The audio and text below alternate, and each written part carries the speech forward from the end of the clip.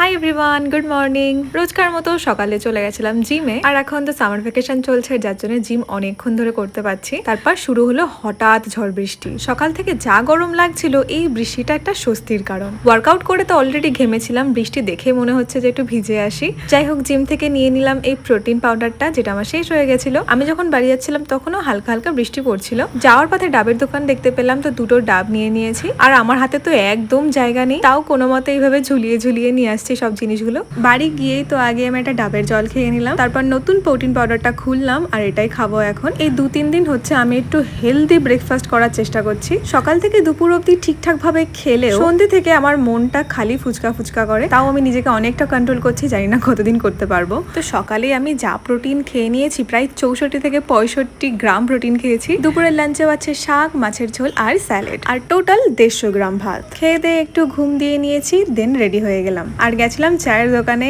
আর এসছে মোমো। আর মোমো থাকলেই তো আড্ডাটা একটু বেশি ভালো হয়, আর খুব মিষ্টি ভাবে সময় কাটে এর সাথে। বাড়ি এসে খেয়ে নিলাম মিল্কি মিস্টের ইয়োগার্টটা, এন্ড দ্যাটস ইট। এভাবেই কাটলো সারাদিনটা।